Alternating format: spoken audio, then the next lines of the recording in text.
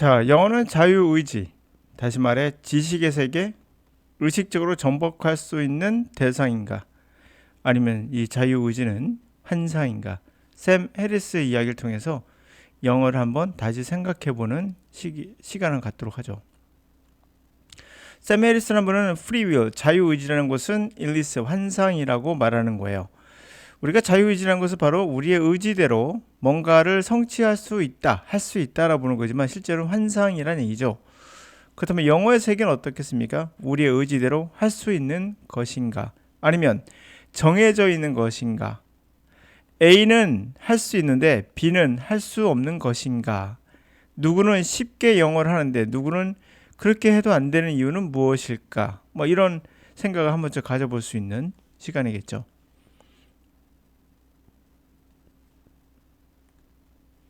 uh, it's the genes on one side and culture on the other meeting to allow for um, manifestations of mind that aren't actually bounded by the person in any clear sense. It was the example I often use here, but there's so many others, is just the fact that we're following the rules of English grammar to whatever degree we are.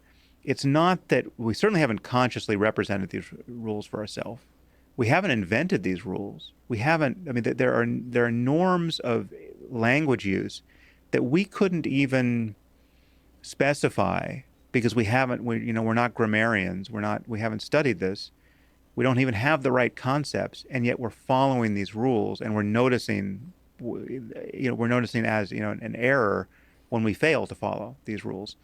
Um, 자, 그래서 영어의 입장에서 우리가 국어의 입장에서도 사실 국어를 우리 의식의 세계로 문법적으로 하지 않고 하더라도 상대방이 어떠한 틀렸을 경우에 우리는 무의식적으로 그걸 찾아내죠.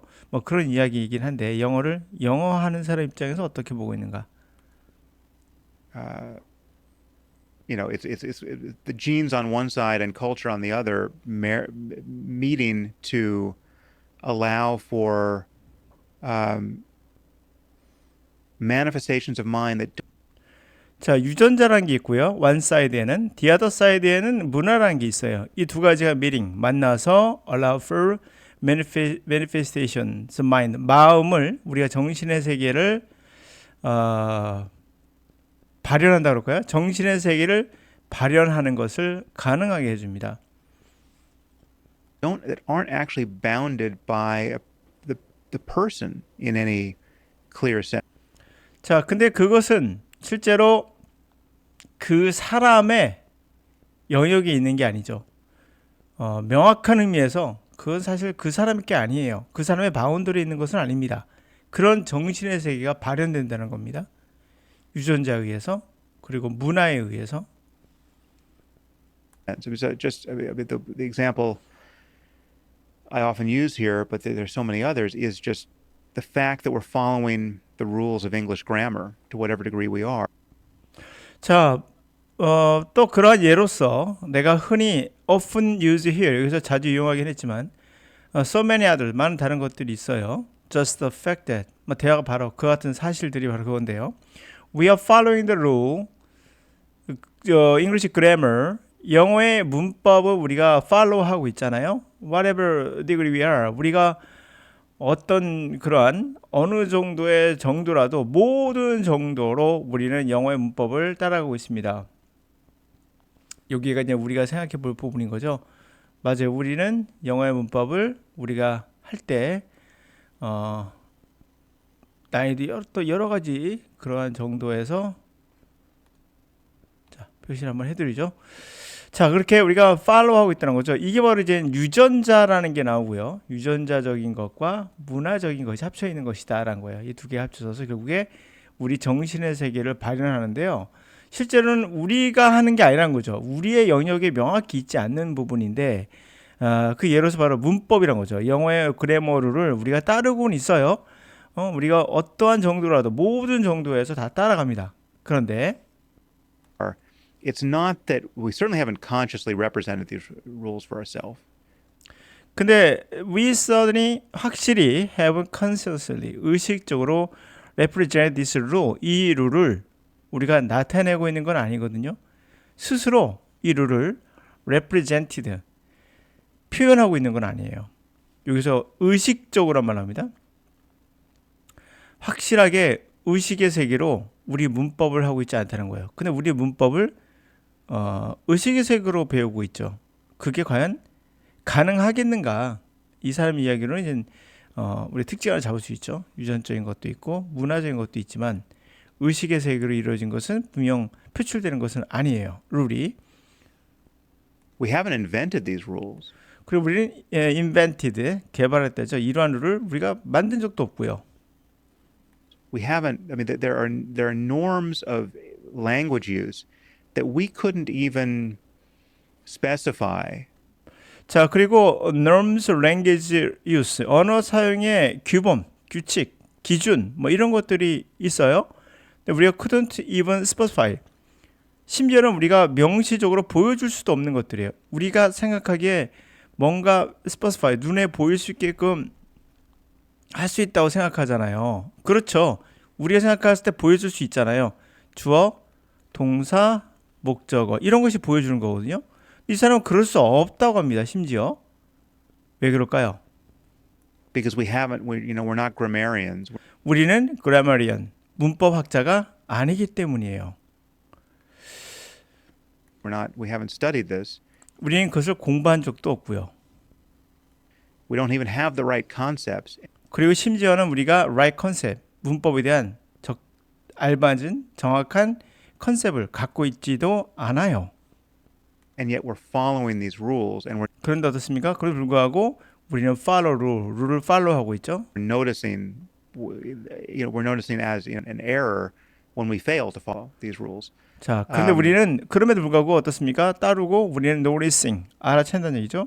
as you know, 알다시피 에러를 우리가 알아채요. 언제? 우리가 이 룰을 따르지 못했을 때, 문법에 틀렸을 때 그냥 압니다. 여기서 우리 하나 아셔야 될 것은 우리와 똑같다는 걸 알 수 있어요.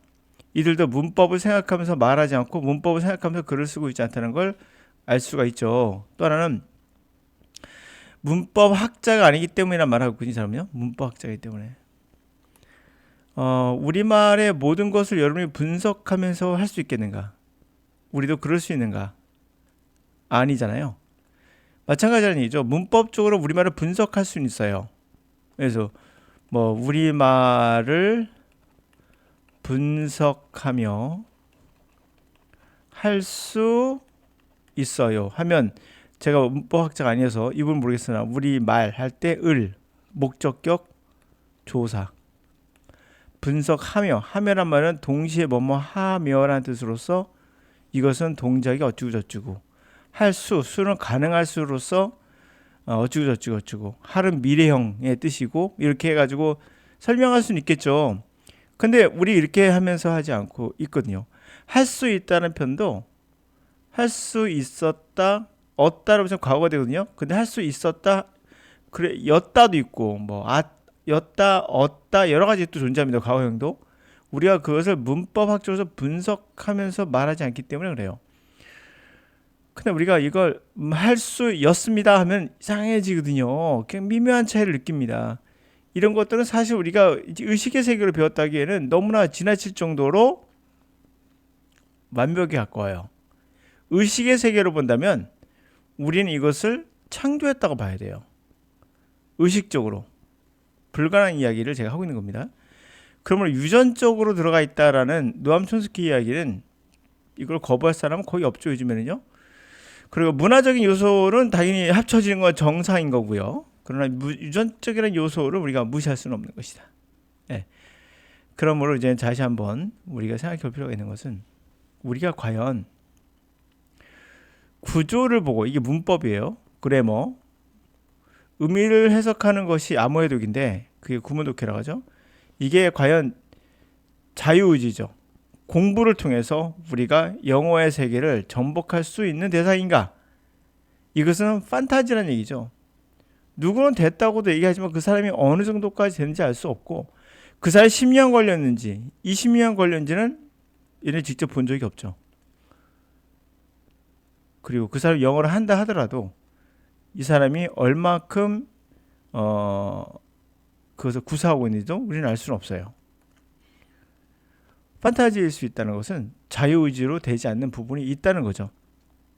그럼 이 샘 해리슨이라는 사람이 완전 거짓말쟁이냐? 그럴 리는 없겠죠. 우리도 이미 알고 있어요. 믿고 싶지 않은 거죠, 사실은. 내 자유의지로 되지 않는 것은 정말 싫거든요, 우리가. 근데 영어라는 것이 그 세계에 들어갑니까? 들어가요. 여러분이 오늘부터 내가 영어에 대한 작심삼일이라고 하죠. 작심하시고 공부를 하시면 무조건 된다는 사람도 있거든요. 그렇지 않아요. 안 됩니다. 여러분이 영어를 공부하다가 아무리 영어를 해도 벽이라는 게 있어요. 이 벽을 넘기는 쉽지 않아요. 누구는 이걸 그래도 어느 정도 넘던데? 그렇죠. 그게 바로 여러분들이 생각하지 못하는 부분이에요. 유전적인 요소, 문화적인 요소, 이런 것들이 결부되면서 여러 가지 형태가 나오기 때문에, 그래서 이 영어를 배울 때는 지금 모든 학자들은 얘기하는 게 탑다운 방식으로 얘기하고 있는 거야. 그래서 탑다운 방식이 뭐죠? 우리가 언어를 배울 때 배웠던 거죠. 반대가 뭐라 했죠? 바텀업이라고 했잖아요. 바텀, 밑에서 올라가는 거. 우리나라 사람들은 바텀업에 익숙하죠. 바로 이제 뭐 지식을 쌓듯이 기초를 쌓고 단어 암기하고 문법 정리하고, 그리고 그 위에서 연습하고, 단문 연습하고, 중문 연습하고, 장문 연습하고, 이렇게 해서 올라간다 생각하는데, 이거는 택도 없는 소리예요. 네. 이건 분명 실패한 방법입니다. 우리는 학력고사부터 수능까지 이래 왔거든요. 이런 것들이 실패했기 때문에 우리가 계속 바꾸고 있는 거거든요. 자유의지로 된다는 것은 지식의 세계로 보고 있는 거예요. 이것은요. 그 탑다운 방식으로 한다는 것은 사실 우리가 언어를 배울 때 그렇게 배웠기 때문에 바로 이러한 기초 쌓기 하지 않고 바로 들어가서 부딪혀야 되는 겁니다. 이거는 뭐 학자들이 누구나 동의하는 걸 거예요. 탑다운 방식은.